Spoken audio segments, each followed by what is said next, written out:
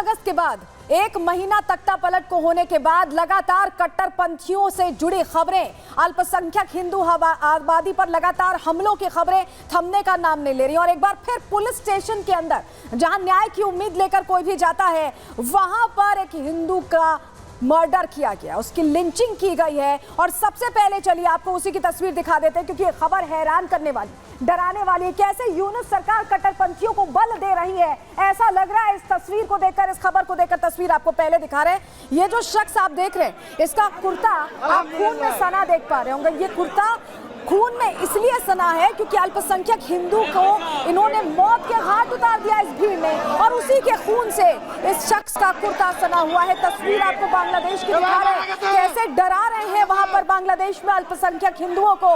ये तस्वीर वो बताती है।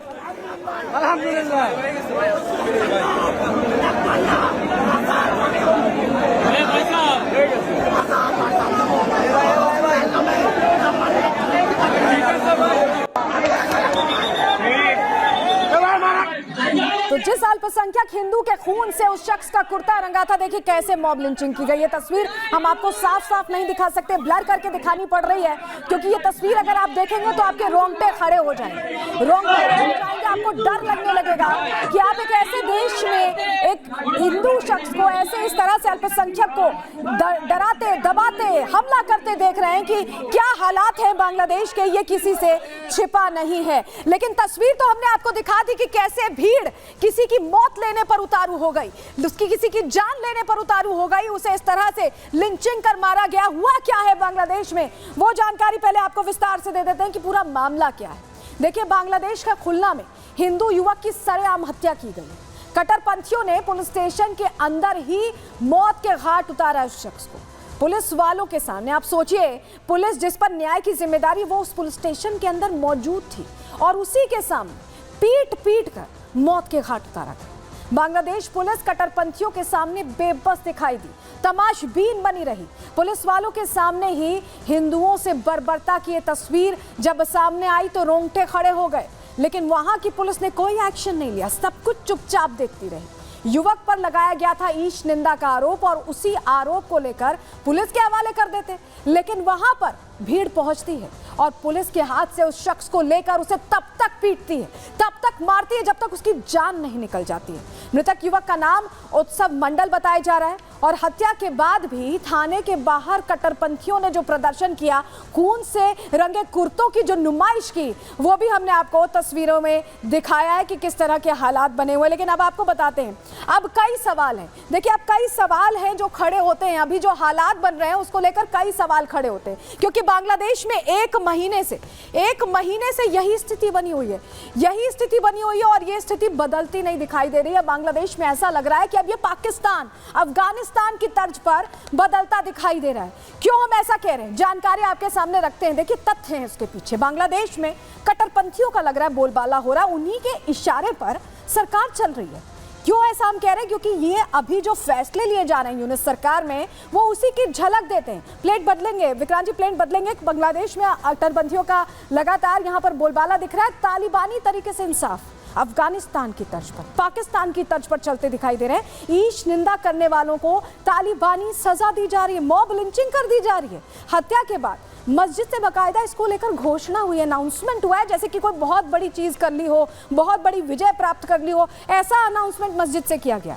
हिंदू युवक की हत्या के बाद मस्जिद से बाकायदा स्पीकर पर ऐलान हुआ है, और ऐसा लग रहा है ये सब जो हो रहा है यूनुस सरकार में, जो नई सरकार बनी थी, दावे किए गए थे कि नहीं अब अल्पसंख्यकों पर कोई यहाँ पर हमले नहीं होंगे, वो भी अब पाकिस्तान की राह पर चलता दिखाई दे रहा है। बांग्लादेश में पुलिस और सेना ऐसा लग रहा है कि सिर्फ दिखावे के लिए रह गए, सिर्फ दिखावे के लिए रह गए। ये कुछ कर नहीं पा रहे, क्योंकि सेना भी वहां मौजूद थी, पुलिस भी वहां मौजूद थी, और उनकी मौजूदगी में एक शख्स को मौत के घाट उतार दिया भीड़ ने।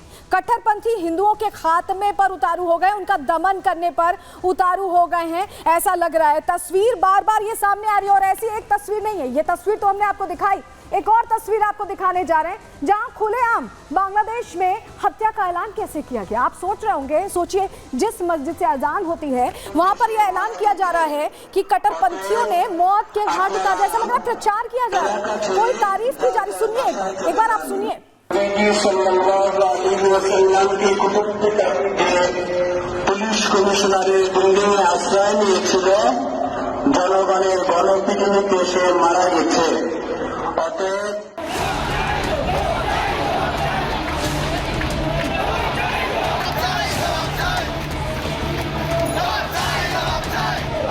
बांग्लादेश में शेख हसीना सरकार के खिलाफ आंदोलन शुरू हुआ। विदेशी ताकतों और कट्टरपंथियों ने आंदोलन को अपनी जिहादी सोच से उग्र बना दिया। नतीजा यह हुआ कि बांग्लादेश में तख्ता पलट हो गया। शेख हसीना को देश छोड़कर भागना पड़ा। सरकार के गिरते ही बांग्लादेश में अराजकता फैल गई। लूट, डकैती और हत्याएं बांग्लादेश में आम हो गई। तख्ता पलट के बाद कट्टरपंथियों के निशाने पर सबसे पहले हिंदू आए और हिंदू मंदिर।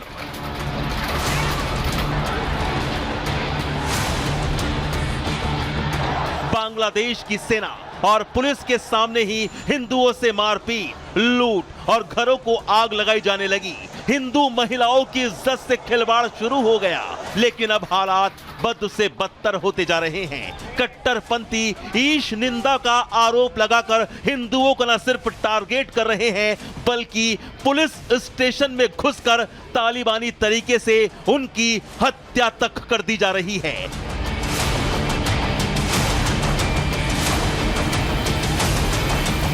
बांग्लादेश में हिंदुओं पर हो रहे अत्याचार पर जब भारत ने विरोध करना शुरू किया तो बांग्लादेश की अंतरिम सरकार के प्रमुख मोहम्मद यूनुस को यह विरोध रास नहीं आया। उन्होंने उल्टा भारत पर ही आरोप मढ़ना शुरू कर दिया।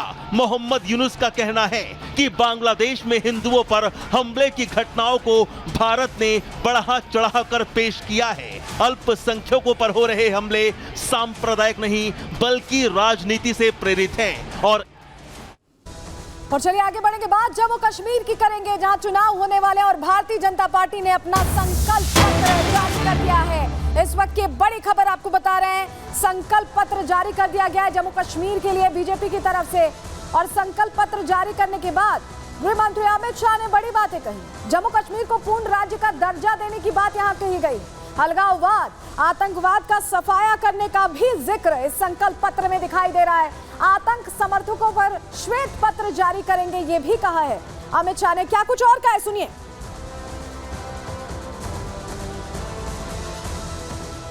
जमाने में धारा 370 की परछाई में यहां पर अलगाववादियों की मांगे, हुर्रियत जैसे संगठन और हुर्रियत जैसे संगठनों के नतमस्तक होती हुई सरकारें हमने देखी थी। ये 10 साल के अंदर आज धारा 370 और 35A पास्ट बन गया है। वो हमारे संविधान का हिस्सा नहीं है। इसका पूरे भारत और जम्मू कश्मीर की जनता को आनंद है। यहां जो शांति, विकास और सामाजिक न्याय जमीन पर उतरने का काम हुआ है, इसका मूल कारण नरेंद्र मोदी जी का एक ऐतिहासिक फैसला 5 अगस्त 2019 को धारा 370 को समाप्त करने का।